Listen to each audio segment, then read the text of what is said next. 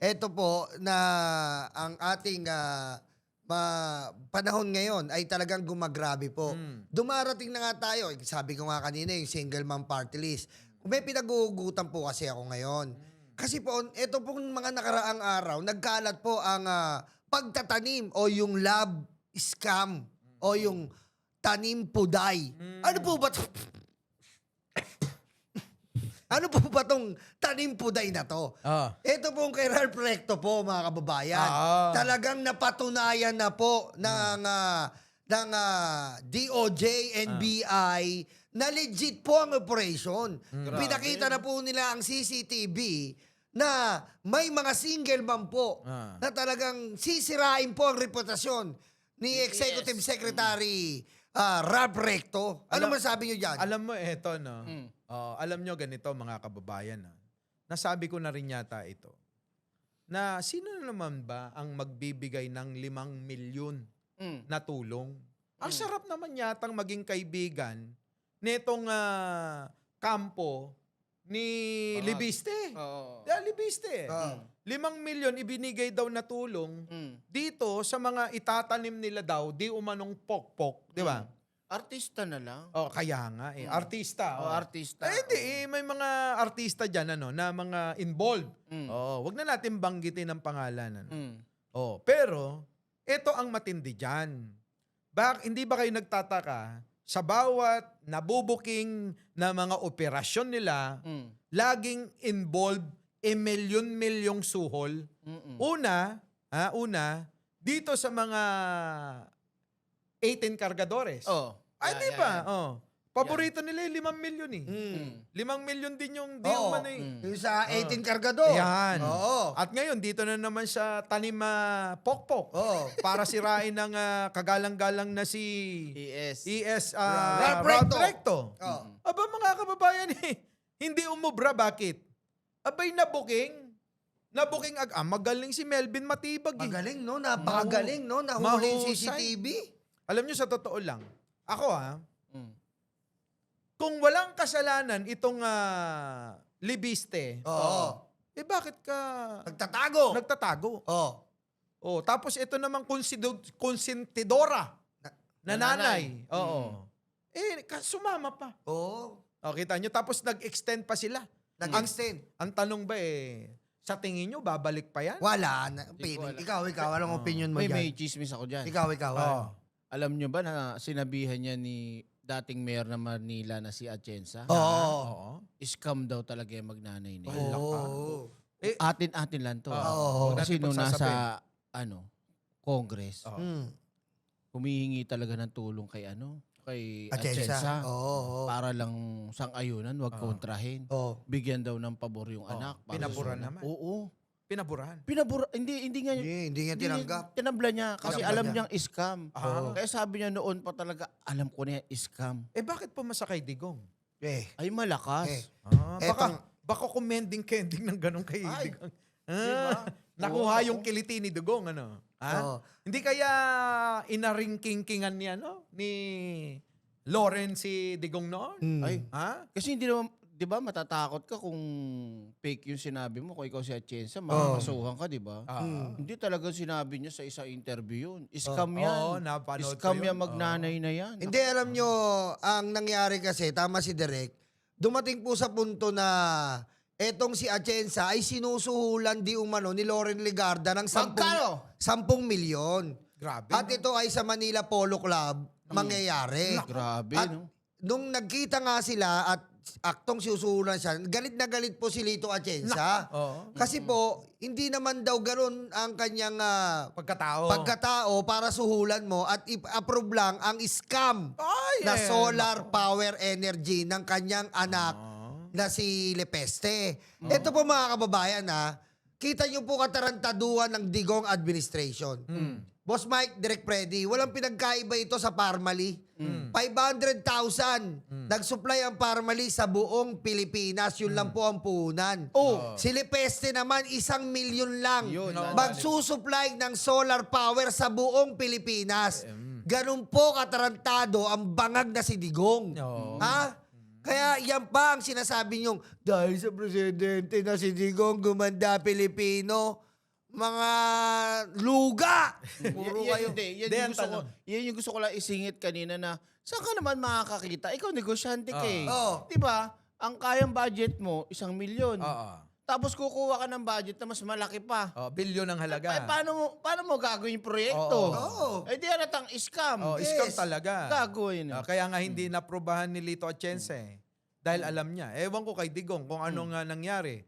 Bakit niya inaprobahan yun? Oo. Baka may kickback din. Dumakon tayo dito. Ano masasabi mo dito kay Solar Mami? Ay, oo. Kita mo, eto si Solar Mami po, mga kababayan, extend na ng extend. Wow. Na parang ayaw na bang umuwi. Aba. Tapos magpo-post, ganyan siyang style nila eh. Magpo-post, na sasabihin, huwag sirain yung reputasyon. Asa ng reputasyon? Kung kailan ngayon, nabubuko kayo ng administrasyon ni Pangulong Bongbong Marcos. Ano kayo ngayon? Yan ang sinasabi natin. Sabi niya? Nag-post kasi siya na wag daw sirain ang kanyang reputasyon. Anong reputasyon sinasabi mo? Hindi, Solar? ano bang nagawang maganda ni Loren Legarda? Yun ang tanong dyan. Pinagtanggol niya daw ang kababaihan. Pinagtanggol niya daw ang kalikasan. Teka muna, di ba trabaho ng mga lingkod bayan kung ano man yung sinabi niyang yan? Yes. Alam nyo, ito ang problema eh. Kapag ka nabibingit ka na sa mga iskandalong kinasasangkutan mo, nandoon na yung laging sumbat sa mamayang Pilipino eh. Ayaw nyo pala eh. Nasusumbatan pala kayo dyan eh. Bakit kayo nagpipilit lagi? Tama. Na kayo kanyo para sa bayan, para sa tao, maglilingkod ako ng tapat, kanyo, hindi ako magnanakaw, ganyan. Ang ending tanong natin eh, ano bang mga negosyo nyo? Na para bang buong buhay nyo na nung nandyan kayo, abay, dekada-dekada na nandiyan na kayo, wala na kayong ibang naging trabaho. Kaya nga eh. Ngayon, ang tanong, bakit ang yayaman ninyo? Oo. Kaya nga sabi ko nga, kung papahintulot lang ng amang lumikha, bigyan tayo ng kapangyarihan na etong mga politiko, unahin natin politiko, litisin natin. Tanungin natin itong pinaghihinalaan ng mga politiko na wala naman trabaho pero sandamakmak ang yaman. Ngayon, kapag hindi may paliwanag, dapat pugutan ng ulo yung mga yan eh. Tama. Ewan ko lang, kung hindi magtanda yung mga politikong yan, Sigurado. batch by batch para maganda. Ako sang-ayon ako dyan kay Boss Mike eh. Ako gusto ko unahin yung magkapatid na Cayetano eh. Nagigigil ako doon talaga eh. Eto Alam mo, eto rin naman yung nakita ko sa maraming Pilipino, baka ganun ang isip nila. Nung pumasok si Digong, di ba? Mamamatay tao talaga eh, di ba? Kung yun ay ginawa niya, ang mga pinatay niya, katulad ng mga politikong mga magnanakaw, inubos niya. Yes. Baka sumuporta pa ako hanggang ngayon. no? Kung ang ginawa ni Digong, inubos niya mga politikong lahat na magnanakaw, pinagpapatay niya. Tahimik ako. Sikreto akong susuporta. Tama. Sumasaludo ko, pinagdadasal ko siya. Tama. Pero ang pinatay ni Digong, hindi naman mga magnanakaw. Mahihirap. Puro mga mahihirap na walang tsinelas. Maiitim ang paa. Tama. Ang masakit pa, putang inang bangag pala itong si Duterte. Pinatakas pa yung mga magnanakaw tulad ni Gloria. Isama mo pa si Bong Revilla. At yung Botomesa. Jinggoy! Di ba? Diba? Yan So paano ko ngayon susuportahan at ibibigay yung aking pagmamahal sa isang taong pumatay ng marami nating minamahal na kababayan? Hindi pwedeng ibigay yun. Tama. Hindi. Alam nyo, etong mga senador na to, mga kababayan, ay dapat talaga ay masampulan na ngayon. Eto, idugtong ko na to. Etong mga Cayetano, nakita nyo naman po, ayon po sa balita at ayon po sa mga pag-aaral at pagsasaliksik ni Ping Lacson, nakita nyo po pala tong Laguna Reclamation Area. Di ba yung nirereklamo ngayon? Grabe po pala yan, no? Phase 1, Phase 2, Phase 3. Ganun po, i-declare nila flood control. Grabe po ang si Alan Peter Cayetano. Nuknukan din pala na magnanakaw to. Sinungaling na, magnanakaw. Sinungaling ka na, magnanakaw ka pa eh, no? Tapos sa malupit, meron pang burst sa likod pag nagla-livestream. Oo. Akala mo talaga matino. Kita nyo po yun. Nag-phase 1, phase 2, phase 3 si Cayetano na wala pong nangyari. Wala pong nangyari doon. Isang pinatag na lawa lang ng lake. Pinatag niya lang, tas flood control na ang naka-indicate. Kaya ako, etong si Cayetano, dapat makulong to eh.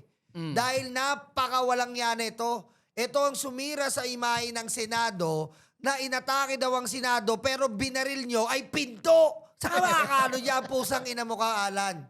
Ha? Ay, alam ba, biglang tumahimik Tahimik eh. At hindi Bigla- na rin oo. pumapasok. Eto na, di ba nagkaroon ng ulan? Hindi pa nga umuwi daw. Di Oh. pa, Di pa umuwi. paano uuwi? Baka takot sa makita niya, puro baha. Oh. Di ba dati halos maya't maya nagla-live? Oo. Dinaig ka pa eh. Ikaw nga, hindi ka makapag-live eh.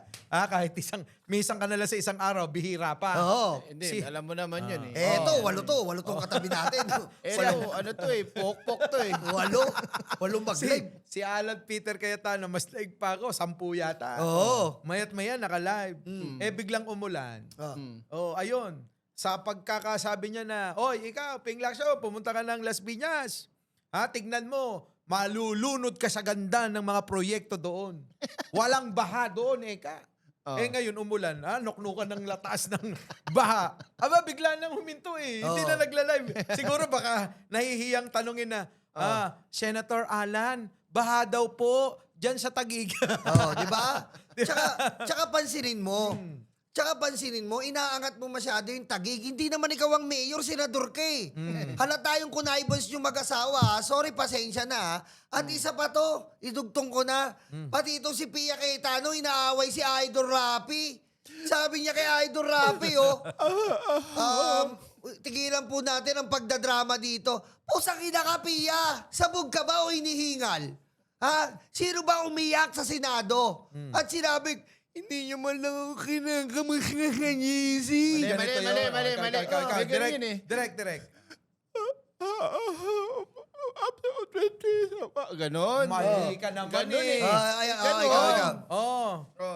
Tira. Hindi nyo man lang ako kinamusta sa GC. Ang tagal-tagal natin magkakasama. 20 years, 10 years. Yung hingal. Ito na. Yung hingal. Ganun eh, no? 1, 2, 3. Ting, ting. Tangi lang yan. Di ba? Pero matindi. Edit na nabanggit mo, ano? Puta, nagdadrama. Sabi, kay Idol Rapi Tulfo. Idol yan. Idol. Idol yun. Idol tawag doon. Idol Rapi. Idol di ba yun? Program yun eh. Idol Rapi. Alam mo yun yung ano eh. Talagang kabatas. Kabat. Uy, teka. In fairness. Ako as long na makikita mo na gumagawa ng mabuti. Pagtulong. Gano'n wag natin tignan yung isang tao sa isang bagay lang na mali niya. Kasi maraming gano'n na tumitingin lang sa isang bagay na mali niya. Pero sandamakmak naman yung ginagawang mabuti sa kapwa. Prangkahin mo na kasi. Boss Mike, ganito eh. Boss Mike, ito na, mas mabilis. Parang si Boss Mike, ang dami niyang naging babae. Ang dami niyang binutas. Pero nakakatulong sa amin eh. Yun ang bright side na makita nyo. Hindi na yung babae, personal yun eh, di ba? Pagit naman talaga ako kapag ginawa mo Para prangkada to. Ito yan. Sa isang bilao, ewan ka, old school tayo. Sige. Sa isang bilao, makakakita ka ng ipa o dumi o bato. Tama. Diba? Yun lang ang lagi mo makikita. Oo nga, no? Hindi mo nakikita yung sandamakmak na malinis na bigas Tama. sa bilao. Oo nga, no? Tapos ang pinupuna mo lang yung maruming bato na yun eh. Tama. Minsan, lawakan natin ang pangunawa. Wala hong perpektong tao sa mundo. Diba? Lahat tayo nagkakamali.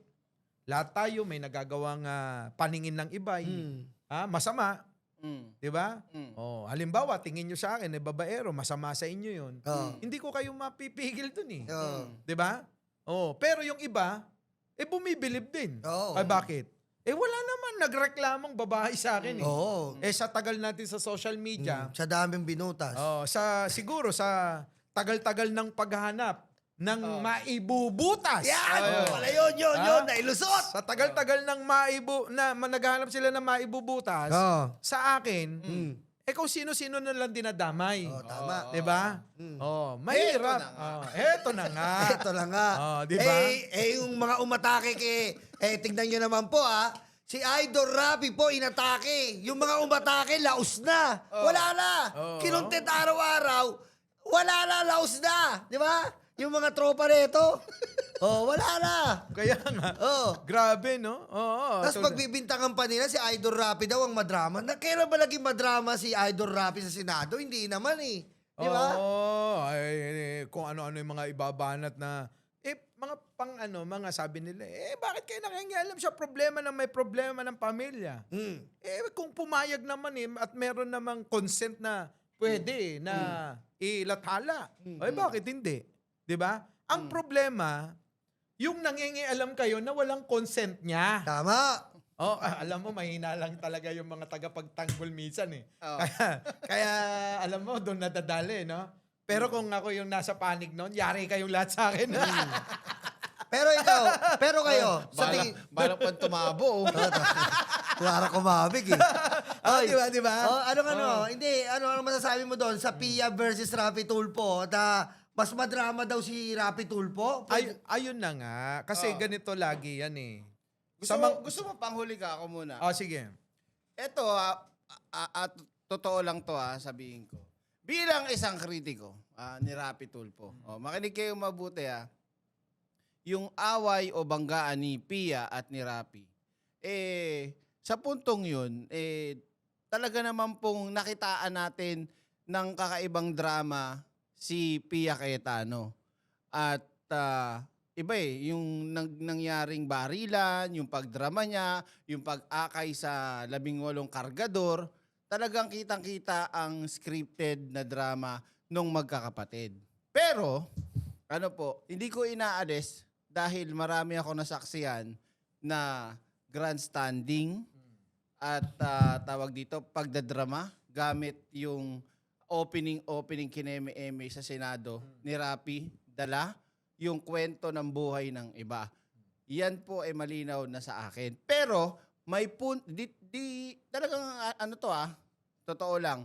Pero may punto naman yung pinaglalaban ni Tulfo na wag mong bitinin yung pirma bilang isang minority leader para maipit yung batas at hindi niya pinapabalik-balik niya yung mga stuff eh. 'Di ba? May punto naman talaga siya doon. 'Di ba? Ang problema kay Pia, nagsalita, isa siyang number 1 napaka-drama ngayon. Bumalik din sa kanya. 'Di ba? Yun lang. I thank you. Idol nyo? Actually, sa totoo lang naman, 'di ba? Sabi ko nga, lahat tayo may kapintasan, may nagagawang masama, may pagkakamali. Pero tignan natin yung good side. Lahat tayo may bad side. Kung nakapokus ka lang sa bad side, baka bitter ka sa kanya. Parang si Libayan, kita nyo. 'Di ba? Buti nawala ka na. 'Di ba? Ngayon, isipin mo. Tignan mo yung nagagawa ng tao na mabuti sa kapwa. Kasi diyan tayo madadali. Na para bang lahat na lang masama ang tingin natin eh. Kung may kaligayahan na nagagawa yung tao, wala tayong magagawa dun eh. Dahil yung pamilya niya nga, di ba? Kung okay naman, bakit hindi? Basta, as long na may pagpayag at okay lang, walang sino man ang pwede na humarang o humadlang sa kasiyahan ng isang tao. Kung doon siya masaya, anong problema nyo ron? Hanggat hindi naman nyo pera yung ginagastos niya. Walang problema doon. O ngayon, sasabihin nyo, si Idol Rapi, babaero, nagbabayad ng 250. Anong problema doon? Nagbayad nga eh. Pera niya yun eh. Hindi kagaya ni Pulong. Hindi kagaya ni Pulong. 1,000. 1,000 na lang, hindi pa mabayaran, nanaksak pa. Diba? Ano ang punto ko doon? Ano ang punto ko? Kasi iba-iba tayo ng kasiyahan. Oh. Correct. Sa dami ng pera ni Idol Rapi, Mm. siguro doon niya ginagamit para maging masaya siya. Oo. Mm. At wala siyang inaabalang ibang tao Mm. kung hindi nakakatulong pa nga. Oo. 'Di ba? Mm. Ikaw, Oh. 250 yun. Yun din naman yung trabaho mo. Oh. Mm. 'Di ba? Magpa-cute-cute. Mm. Magpa-cute-cute. Mm. Ayaw mo pa. Mm. Sa iba nga 2.5 lang May tawad pa. Ano pa yun? Kung kay Jake Magnus yan, tatawaran pa ng 1,000. Naku, kay Jake 1.5 Magnus, na grabe lang. yung Jake Magnus di na ba? yun. Oh, grabe yun. Di lalo na si Ballpoint Man. Ay, ba't hindi yun? Naghihimutok yun. 500 na lang. Di ba? So, ibig ko sabihin, hayaan natin hanggat hindi ninanakaw yung ginagastos na pera, hanggat walang inaabalang ibang tao at pamilya, abay tuloy ang ligaya. Tama. Aprobado sa akin yun. At hindi kinakalimutan ang serbisyo para sa bayan, tuloy yan. Di ba? Walang problema doon.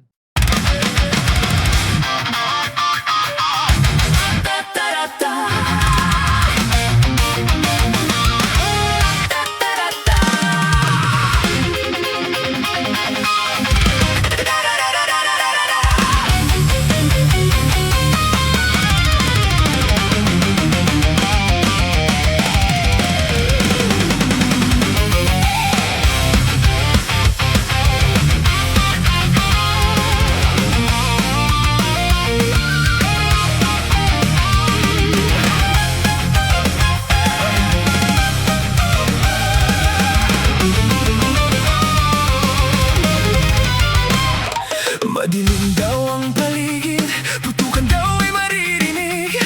Takot sa kanilang mata, ikaw ay madadala. Huwag kang palinlang kaibigan, Judas na 13 yan.